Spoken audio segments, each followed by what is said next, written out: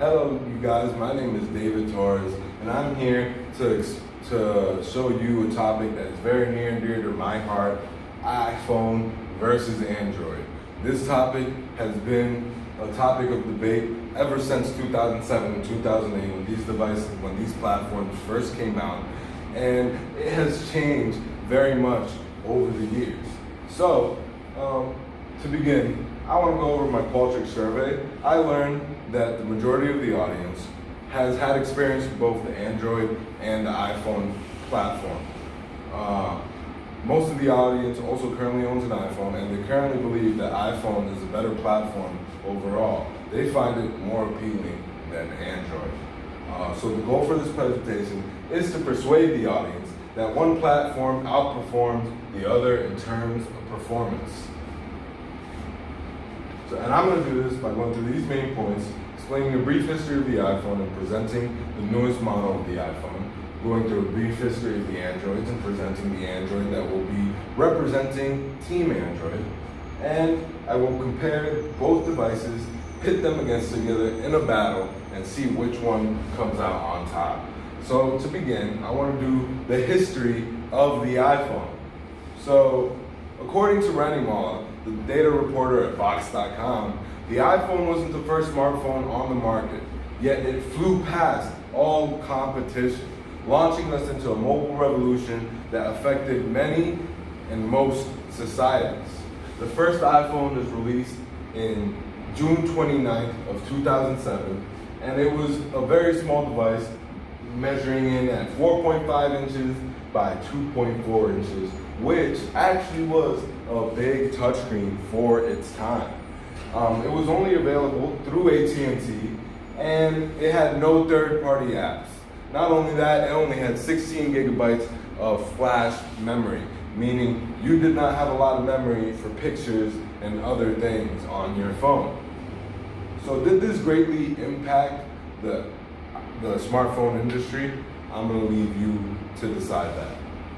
So that brought me to the iPhone XS Max, which is coming out 10 years later than the original iPhone, released in September 21 of 2018. Apple releases new model every year around September. So according to Yoni Heisler, an Apple enthusiast who has written articles about Apple News for 6 years now, says that Apple releases its brand new lineup and typically sets the bar for smartphone performance in many different metrics. And that reigns true here with the latest, biggest, and most expensive iPhone to date. It has sold over 16 million units worldwide at a very high price point of $999 to $1,500 depending on storage. Which brings us to the history of Android. Android Inc. was started in 2009 in the city of Palo Alto in California. Their original goal was to make cameras easier to use and more accessible, but they ended up teaming with Google and T-Mobile to make the T-Mobile G1, or otherwise known as the HTC Dream. They all partnered together to create an Android phone that was an open source alternative to Apple and their iPhone.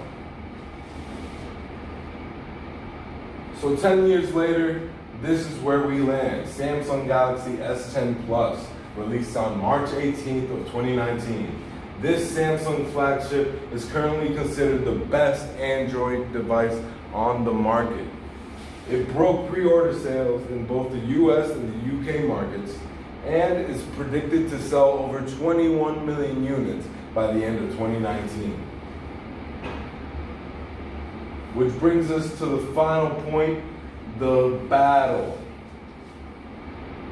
So the first subject is price, innovation, and power. In terms of price, the iPhone XS Max doesn't give you a good bang for the buck. It's very expensive as compared to the Galaxy S10 Plus. Now, yes, it's only around $100 more expensive for one model, but you also get more memory for your Galaxy S10 Plus, plus you get external storage. Also, the Galaxy S10 Plus comes with the complete package. It comes with fast charging cube and cable, and also has a headphone jack, where if you got the iPhone XS Max, you'd have to buy the fast charging brick and cable for an extra $50, and the dongle for headphone jack, which is now not part of the package when you buy an iPhone, is $17. In terms of innovation, iPhone has very little innovation going on. They just kind of remove buttons, take out iPhone jacks, which isn't really innovation. But the Galaxy S10 Plus, in terms of innovation, has 5 cameras on the phone. One of the first to do this. Each camera has a different purpose and different use.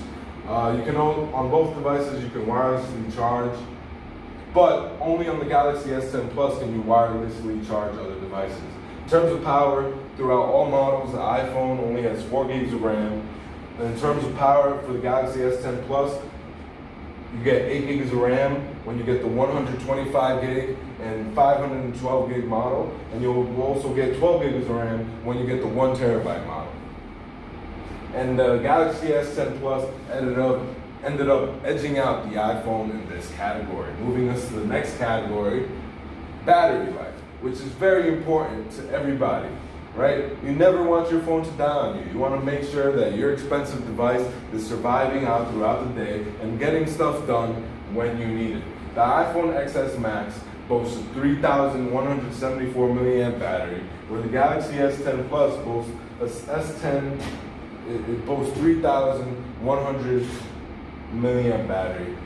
Now, a bigger battery doesn't mean that you're going to have more battery life. In terms of performance, these phones have different hardware, different usage.